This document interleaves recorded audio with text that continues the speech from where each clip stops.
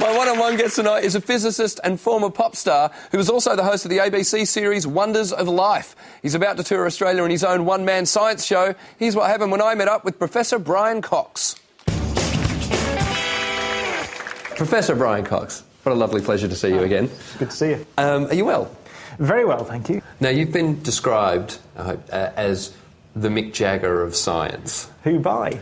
Mick Jagger. That'd be brilliant, wouldn't it? I used to be sort of the Justin Bieber of science, but I've got grey and older, and so it's actually quite insulting that I'm now the 70-year-old rock star of science rather than the 18-year-old rock star of science. So I feel wholly insulted by that.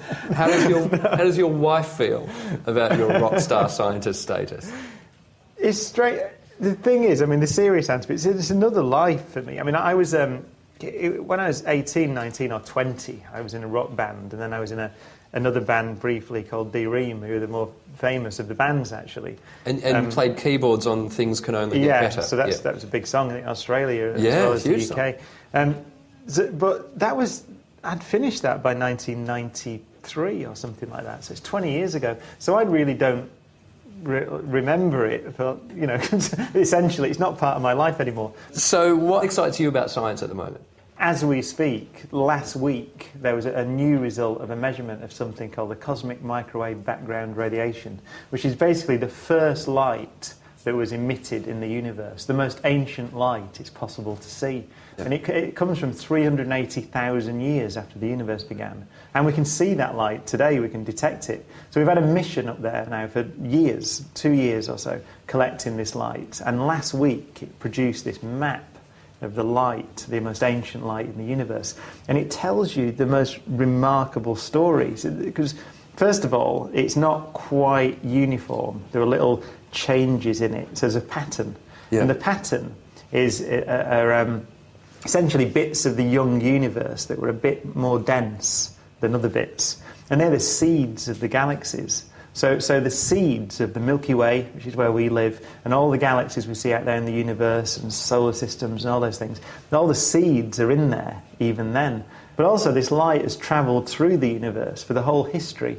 So the whole history of the universe is written into that light as well. Right. And we're clever enough to sort of strip all these bits out, and so that it tells you the story of the universe with this ridiculous precision. There's a new age measurement made from this light, so now we know the universe is 13.81 plus or minus 0.05 billion years old.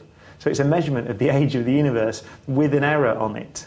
It's a remarkable measurement. But people still dispute that, and dispute that to you, because I noticed you on Twitter complaining that people were arguing about the age of the universe. It's the most ridiculous thing to argue about. I mean, I said on Twitter, it's like you can't have a view. People said, well, it's my view that the universe is, 6,000 years old. You can't have a view. It's like having a view. Now we're sat in London, and we say, I want to get a taxi to Manchester. How far is it and how much does it cost? And they say, it's 200 miles, it'll be, £800 or something on the metre. Yeah. You can't have a view about that. It is 200 miles. It's not, well, I don't think so. My opinion is it's 3 foot. It's like you can't have that kind of view. And it's the same with the measurement of the age of the universe. It's a measurement. So in amongst all of the amazing things that you're getting to see and do, is it fair to say one of the highlights was rewriting the Galaxy song with Eric Idle from Monty Python? Yes, without a doubt. And that, again, some things happen to you that are very surprising. And I met him he did a show in Los Angeles, a stage show, and I met him afterwards, just at the bar, and just hello and nice to meet you, I'm a big fan. And we got talking, and it turns out that he's a huge science fan. And he'd said, when he found out I was a physicist, he said, well, you people, you keep ruining my song. I wrote this song, the Galaxy song, in the 80s, and it was right at the time. And now if you go on the web, there's just pages of stuff slagging me off, saying, well, that's not right, and that's not right, and that's not right. And the reason is because we discovered new things. So even things like the size of the galaxy And the number of galaxies in the universe, they've been revolutionised since the 80s. This thing called the Hubble Space Telescope went into orbit and just changed our view of the universe. So a lot of the numbers are wrong. So I said to him, well, tell you what then, I've got a new series coming out. I said it as a joke, really. Why don't we redo it? And, we'll get it right this time. And he said, yeah, all right.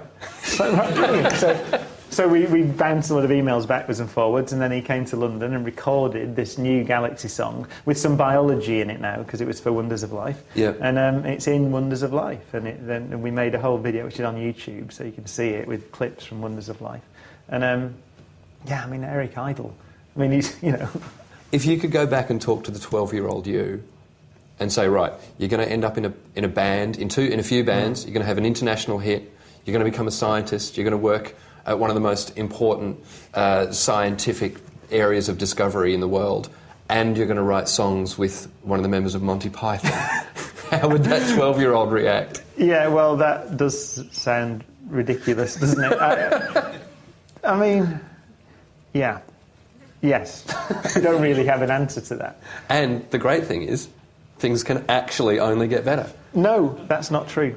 It's actually a violation of something called the second law of thermodynamics, which states that everything tends to become more disordered. Everything goes to shit, basically. And that's enshrined into the laws of physics. So things can only get better. It's a fundamental misunderstanding of thermodynamics.